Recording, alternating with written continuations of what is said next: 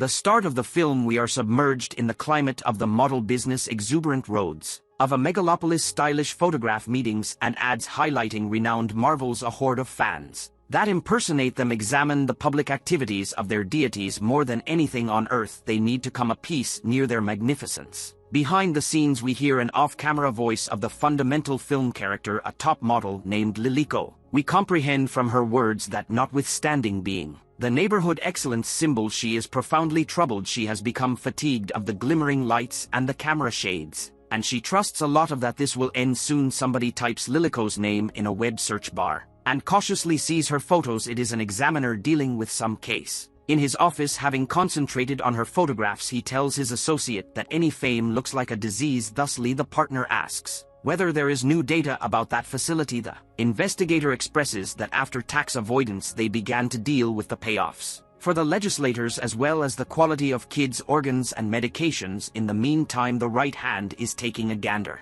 at the photos of the damaged ladies. The examiner is sure that young ladies, for example Liliko, are simply respected to perceive how she will blur later. This time Liliko is in her fabulous level and is egotistically taking a gander at herself in a mirror. She acts fairly during a public interview and discusses a shooting of her most memorable film. Once off-screen, Liliko goes into hysterics. Since her associate will be on a magazine cover next to her, she bothers her timid right hand, named Hada, about all that it is either too blistering in a changing area or the water is shimmering, and assuming that the water is too chilly, she lets it out all over. At any rate, Liliko acts childishly and deficiently, yet the assistant staff perseveres through her and attempts to satisfy her. Out of nowhere, her sweetheart goes into the changing area with a huge bouquet. The staff leaves right away and they engage in sexual relations solidly in the changing area, separated from persistent humiliation from Liliko. Hada also has to look after her slightly infantile boyfriend, with whom they live in a small and modest flat. She does the house chores, cooks for her boyfriend, and satisfies his sexual impulses. In the meantime, Liliko pleases an important producer as he promises her all the magazine covers in exchange for sex. While having a bath, Liliko is on the phone with some woman she calls Mother. This so-called mother is sort of Liliko's main sponsor,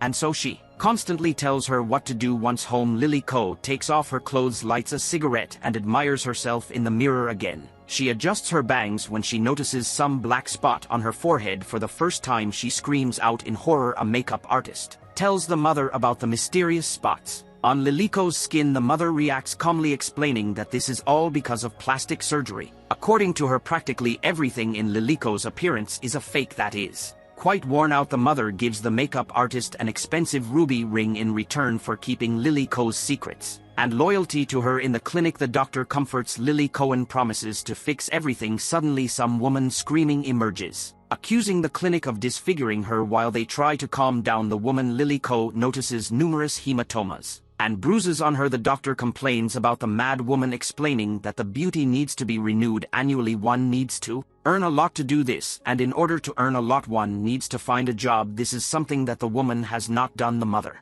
asks the doctor to prescribe Liliko something stronger and gives her a certain medication. The prosecutors look closely at a computer screen and a corpse of another model who died through the clinic's fault. They consider that this medical facility uses illegal organs, skin and muscles for their operation, while the patients are forced to survive on drugs for the rest of their lives. All of this is because of greed and the desire to become popular. Liliko continues to participate in all the possible photo sessions, TV shows, interviews, and keeps enjoying other privileges that come with popularity. This time she is dropped off at home by her assistant Hada. Once home, Liliko notices the black spots again and bursts with hysterical laughter, but Liliko is drunk. She decides to distract herself and flirt with her assistant, encouraging her to try lesbianism. Meantime, a girl named Churu visits the mother and announces that she wants to see her sister Liliko. Happy Liliko brags to her stylist the next day, showing an expensive ring. A moment later, she is on the floor, heartbroken. After reading her sister's letter, it says that all their family came to Tokyo, but unfortunately didn't catch her available. It is also a shame that the boss refused to give them Liliko's phone number, but the sister gloats that she did manage to write it down discreetly. Liliko meets with her sister in secret outside the city. The sister is happy to see Liliko, sincerely admiring her accomplishments. In turn, Liliko advises her sister to work on herself, adjust her appearance, lose weight, and then success will await her as well. The sister complains that she is not as strong as Liliko, but Liliko replies that it was the beauty that made her strong. Liliko goes through another facelift operation in the clinic. She is evidently worried, but the doctor recalls her more painful procedures according to her when Liliko ended up there. For the first time no one wanted to work with her. She was an ugly piece of meat, and she was very lucky that she became who she is today. Fortunately, the aggressive doctor is merely a fragment of her imagination caused by the sedation.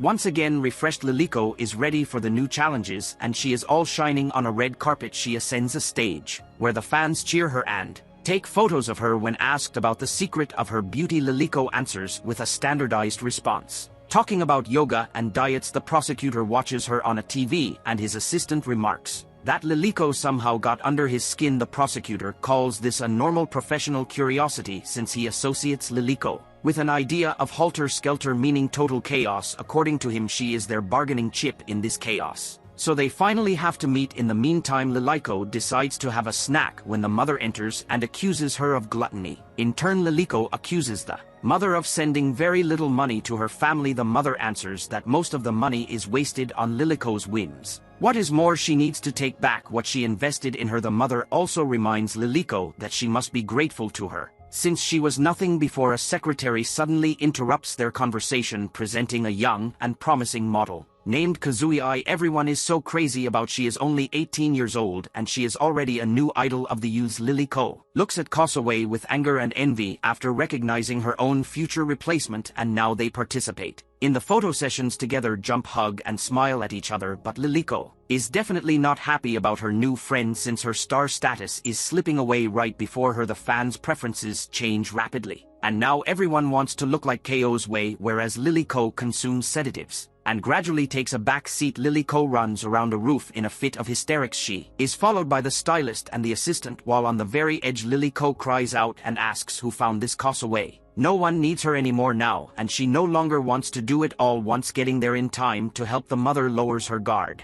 and unnoticeably injects her with a sedative. The next day, Liliko is on the phone with her boyfriend, who is secretly proposed to some politician's daughter. The boyfriend justifies himself by saying that it would unlikely work out between them, whereas he needs an advantageous marriage. Herutâ lets her beau know that Liliko is profoundly discouraged. However, at that point, Liliko herself unexpectedly comes to their loft. She plays with her sweetheart and out of nowhere begins to have intercourse with him directly before the horrified partner. Following Liliko's requests, Herutâ's sweetheart sorts out an assault on that legislator's little girl, whom her beau chose to take as his better half. He spills corrosive in front of her and runs away from the wrongdoing area. With Herutâ, Liliko extorts them after this, promising to uncover what's happened. Then she concedes that she is just kidding and this mystery will stay between them. Then she basically causes them to have intercourse before her while putting on the cosmetics. The beautician sees the enormous dark spots on Ko's back of the head. Later, he educates the mother regarding this, yet she isn't excessively shocked, commenting that the finish of her profession is close. Liliko is in her beau's arms again. She asks negatively the way that the distorted young lady is doing, yet the sweetheart responses that he has consistently cherished just her. The examiner examines the further subtleties of the examination with his collaborator, adding that the time has come to meet a specific tiger lily, which is obviously Liliko's stage name. Meanwhile, Liliko partakes in a movie shooting in a huge cellar aquarium where the investigator visits her. He calls Liliko the tiger lily during the gathering and gives her his card. He questions her about the facility, yet Liliko guarantees that he is mixed up and asks him not to consider her. That the examiner surrenders an envelope with the case materials about the center and requests to assist with saving different ladies from this profound cliff. Once home, Liliko glances through the investigator's repulsive materials. Unexpectedly, she has a fit of anxiety, which she attempts to battle utilizing drugs. After this, Liliko sees another business featuring Kosuke and orders consistent hate to deform her by cutting her with a blade. Liliko begins to fantasize genuinely directly before a camera and crowd, in the wake of getting stoned in a latrine previously. The shooting and all of that during a show that is in honor of her birthday. Liliko overturns her cake, falls onto the floor,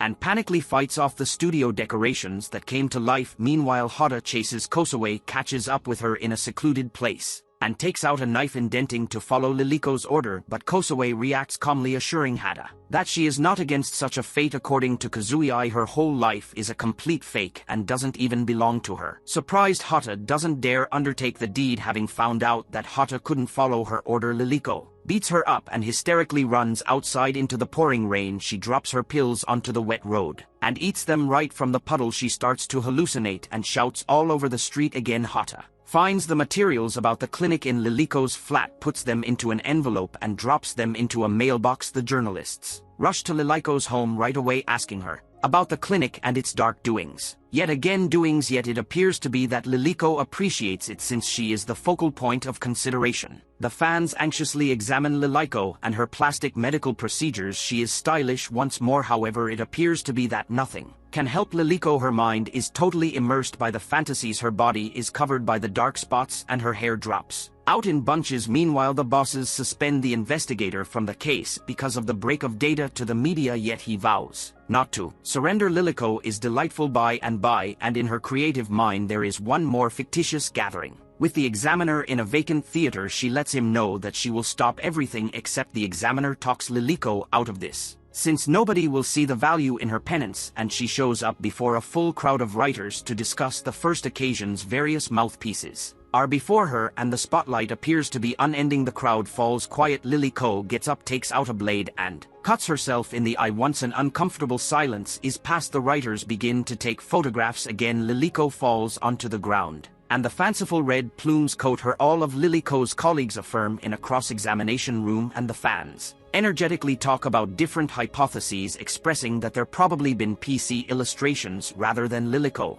and she may presumably be as yet alive. The examiner strolls around the city with his partner, yet unexpectedly they experience a fairly alluring young lady who says thanks to him for all that and welcomes him over. It just so happens it is a similar Lilyko's plain sister. The examiner makes sense of for his associate that she is likewise now the Tiger Lily, and that 159 patients have proactively endured on account of the facility, 9 of which have passed on from self-destruction. As a matter of fact, one of them disappeared, and that was Lilyko. As per him, she is the one in particular who will stay famous everlastingly. They glance around and pass by a business about the before-long arrival of a book called The Legend of Lilyko Kosawai. Has totally supplanted Lilyko. From that point forward, she is currently the primary star. After another photograph meeting, she and her companions choose to go to some club with a questionable standing. Kazui unintentionally sees Herutâ in the club, who proposes following her, having entered some celebrity premise. Kosawai is surprised